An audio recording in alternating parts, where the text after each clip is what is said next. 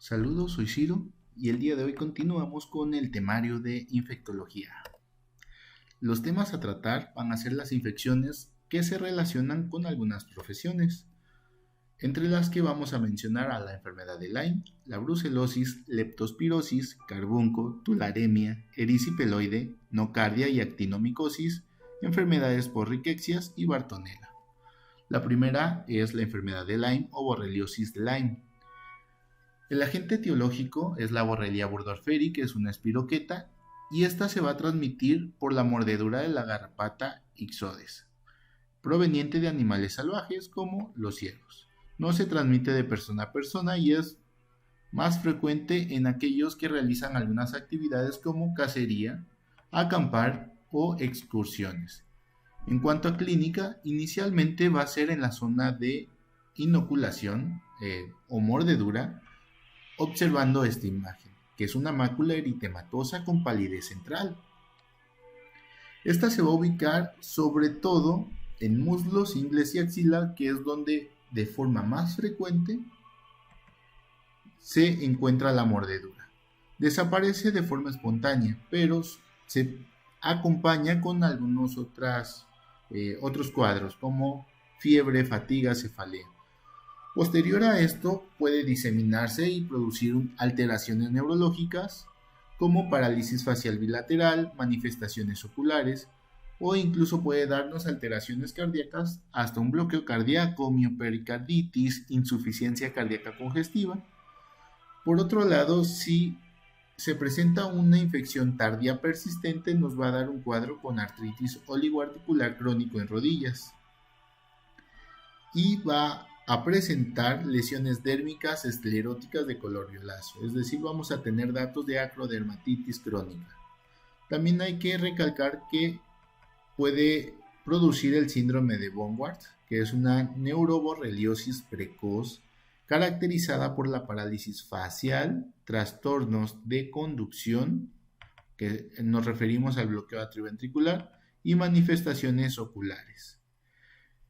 Se presenta con mayor frecuencia en niños, es en menores de 18 años, pero el grupo de mayor riesgo es entre 5 y 14 años. El diagnóstico se realiza mediante serología por ELISA, que detecta los anticuerpos de la Borrelia burgdorferi. También se puede realizar el cultivo, el cual lo vemos acá en el medio de Barbour-Stoner-Kelly. También podemos usar un PCR, en el cual vamos a detectar el ADN de la borrelia. El tratamiento de elección cuando es local es la doxiciclina. También podemos usar la cefuroximol o la eritromicina como alternativas. Y en un cuadro tardío o complicado usamos la penicilina intravenosa o la ceftriaxona. La brucelosis o fiebre de Malta pues es una infección intracelular crónica que es producida por productos lácteos no pasteurizados. El agente etiológico, la brucela, la vamos a encontrar en varios animales, pero la más frecuente es la Brucella melitensis y de hecho es la que vamos a tratar como tal. Esta se asocia con cabras y ovejas, aunque tenemos el Suis con cerdos, el abortus con bovinos y el canis con perros. Los factores de riesgo van a ser aquellas personas que tengan contacto con dichos animales, como el granjero, los campesinos, ovejeros, veterinarios, laboratoristas, etc. Se puede prevenir con la impregnación de cloramina o la pasteurización.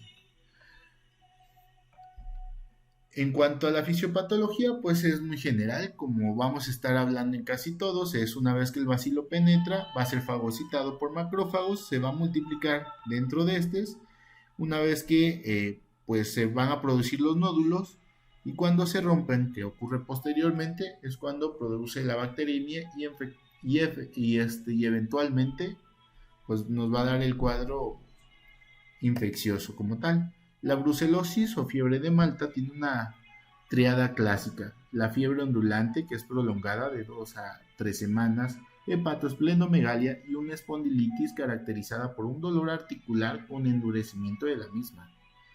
También podemos encontrar otros datos aparte de esa triada. que es diaforesis profusa vespertina y nocturna, astenia, dinamia y astragias en articulaciones grandes y columna lumbar. El diagnóstico se realiza de forma presuntiva con serología mediante la rosa de Bengala y el diagnóstico definitivo es mediante el cultivo, el cual el de elección es el mielocultivo, aunque también podemos usar el hemocultivo. Aquí vemos dicho cultivo y se realiza en un medio de Ruiz Castañeda. También se puede utilizar en un medio de Bortet-Kengao. También tenemos que realizar el confirmatorio seguimiento, que son dos pruebas diferentes. Normalmente se llegan a hacer las dos, que son la prueba de aglutinación de 2-mercaptoetanol y la prueba confirmatoria estándar. Aquí nos manejaban en la Secretaría de Salud cómo vemos cuando se realizan y cómo se debe interpretar en dado caso. Por ejemplo, si en ambas sale positivo, entonces la infección está con un curso prolongado, y si ambas salen negativo, significa que se descarta la brucelosis. Por otro lado, si la prueba confirmatoria estándar sale positiva y el 2-mercaptoetanol sale negativo, significa que está en un estadio inicial. Y si sale al revés, es decir, una prueba confirmatoria estándar negativa y un 2-mercaptoetanol positivo, se recomienda repetir el estudio. Las complicaciones más frecuentes, sobre todo si es localizada, puede ser osteomielitis, artritis séptica, endocarditis, hepatitis, meningitis, orquiepididimitis, menicoencefalitis o endocarditis. En el caso de la endocarditis, la válvula más afectada es la aórtica. El tratamiento vamos a tener que la OMS lo maneja de una forma que es con doxiciclina y estreptomicina por 6 semanas, pero la norma oficial mexicana lo maneja con tetraciclina, estreptomicina por 21 días.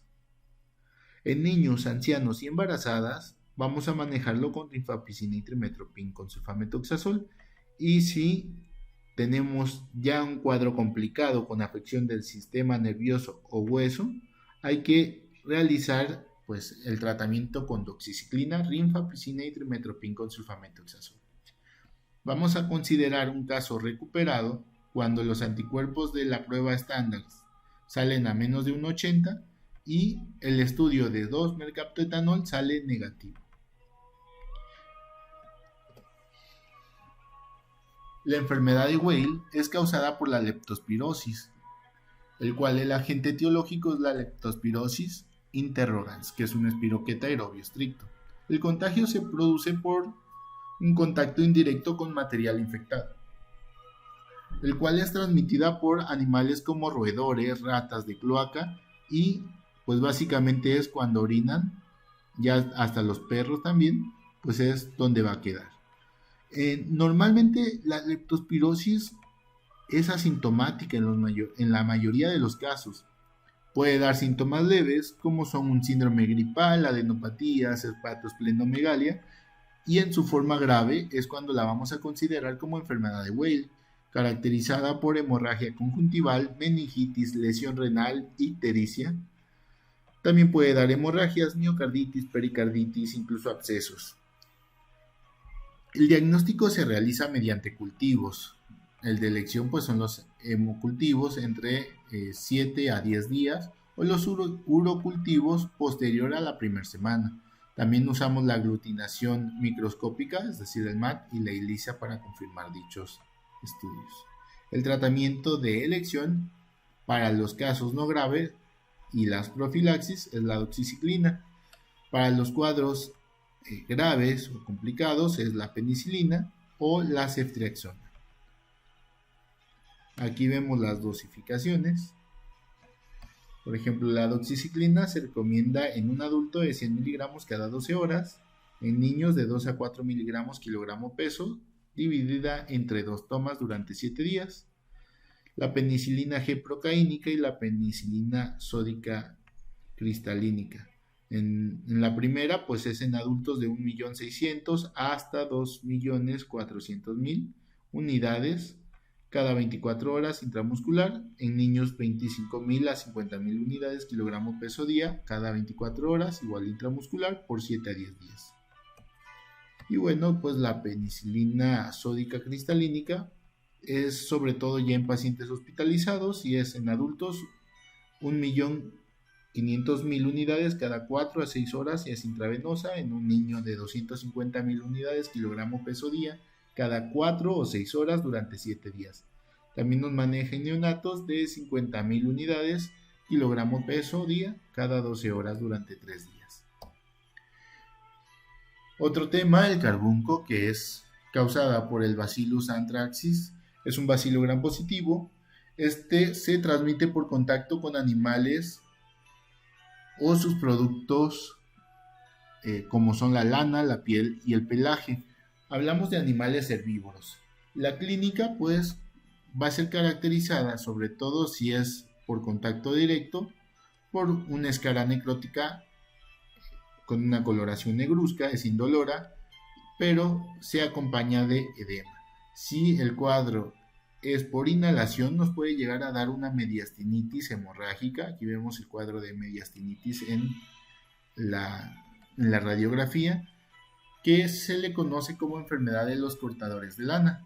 El diagnóstico se realiza mediante cultivo y el tratamiento es penicilina. La tularemia es causada por Fascicella tularensis, es un cocobacilo gram negativo, aquí lo vemos, es transmitida por la mordedura de las liebres o conejos. También se puede dar por el contacto con sus secreciones. Es común encontrarlo en cazadores y veterinarios por la misma situación. El cuadro clínico, en dado caso que sea por mordedura, vamos a tener una lesión úlcero glandular en sacabocados y se acompaña de adenopatías. El diagnóstico se realiza mediante serología y el tratamiento es con gentamicina o streptomicina. También nos puede dar un cuadro de neumonía, aunque normalmente esa es una de las complicaciones. Sin embargo, el tratamiento es básicamente igual, en ese caso es con streptomicina, en el caso de la neumonía.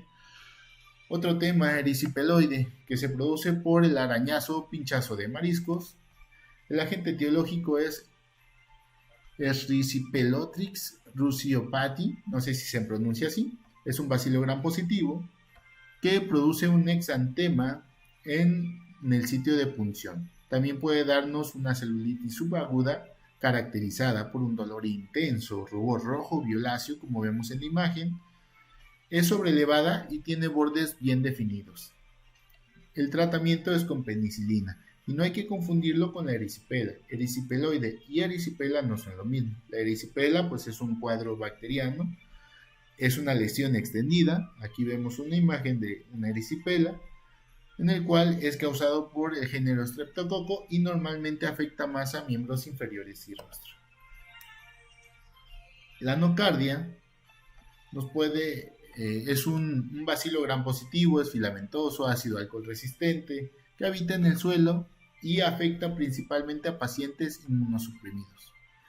Se caracteriza su clínica por darnos un cuadro de neumonía necrotizante acompañado con abscesos pulmonares. Esta es una imagen radiográfica de una neumonitis o una neumonía por nocardia.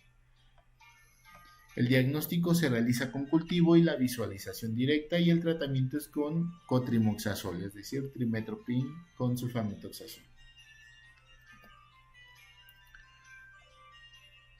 El actinomicosis es un bacilo gram positivo, al igual que el anterior es filamentoso, es un anaerobio estricto y pertenece a la orofaringe habitual. Vamos a encontrar que existen factores de riesgo para que se pueda producir este cuadro, como diabetes, desnutrición, enfermedad pélvica inflamatoria, el uso de DIU. Hay que recordar que en el uso de DIU se puede asociar con el cuadro con actinomyces israelí. También podemos encontrarlo con cirugía abdominal y obviamente el factor de riesgo también es el sexo femenino por estos factores que hemos estado comentando.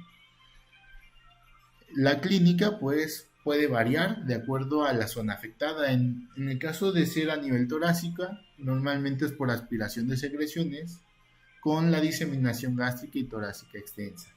El cuadro clínico pues llega a ser característico una tos seca, disnea, hemoptisis, absceso y enfermedad diseminada. Aquí lo vemos en la radiografía, pues sobre todo los datos de abscesos y como que de neumonitis de repente. A nivel abdominal, pues afecta pared abdominal. Esta es la más frecuente.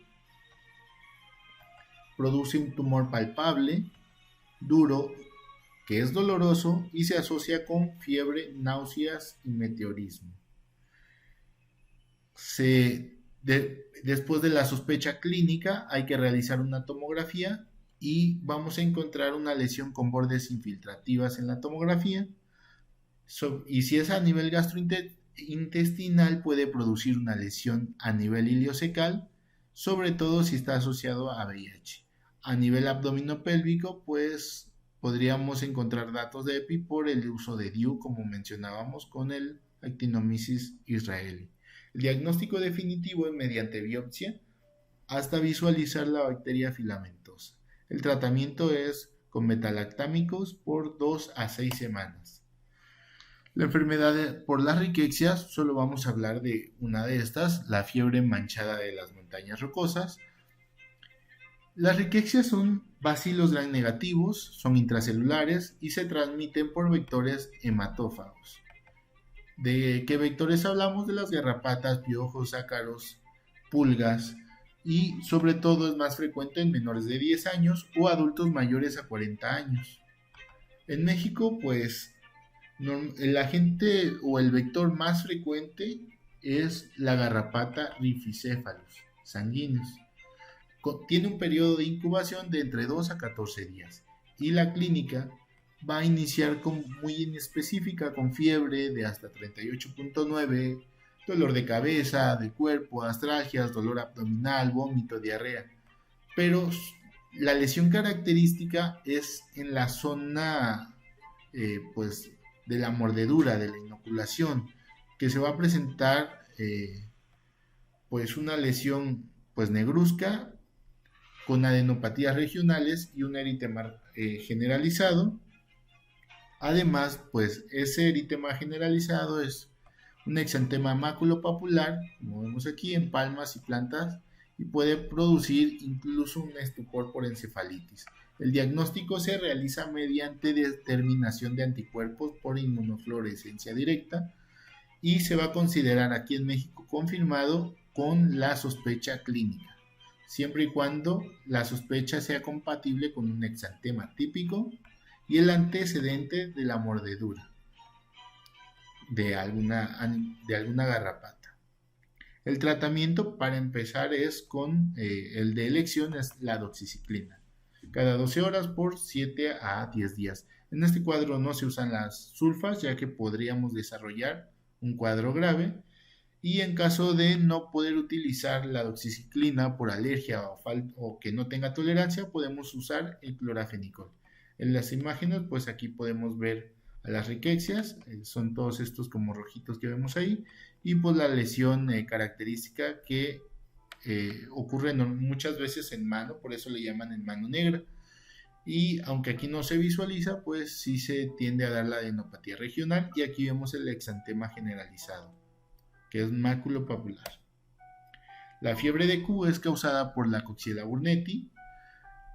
Esta se asocia a vacas debido a la leche contaminada o a la inhalación de partículas. Por eso, nuevamente tenemos a los mismos factores de riesgo a nivel profesional, es decir, veterinarios, campesinos, todas esas profesiones que tengan contacto con dichos animales. Nos puede dar un cuadro agudo, el cual es pues bastante inespecífico, porque nos da fiebre, astenia y cefalea, pero cuando hay afectación pulmonar o hepática nos puede dar granulomas en rosquillas. Aquí vemos pues la imagen. De hecho, todas las imágenes que vemos en el fondo pues son la Coxiella burnetii. El diagnóstico es mediante serología y en caso de ser un cuadro agudo se da doxiciclina más alguna quinolona, y en un cuadro crónico es el mismo tratamiento pero se agrega rifampicina. Por último, nada más por mencionar, la Bartonella quintana está asociada con piojos y produce una endocarditis y angiomatosis basilar. Aquí vemos a la Bartonella quintana. La Bartonella henselae es por arañazo de gato, da la enfermedad por arañazo de gato y es característico la angiomatosis basilar. Además, pues la lesión por arañazo. Y la Bartonella basilífera, que es producida por la mosca Luxomia y produce el cuadro conocido como fiebre de Oraya, que es una anemia hemolítica con verrugas peruanas. Y aquí vemos una imagen de un cuadro algo severo. Y bueno, son generalidades, son algunos resúmenes. Espero que me puedan comentar algo si consideran que faltó más información. Dejo una frase de Sir William Osler, un médico que menciona que la medicina es la única profesión universal que en todas partes sigue los mismos métodos, actúa con los mismos objetivos y busca los mismos fines.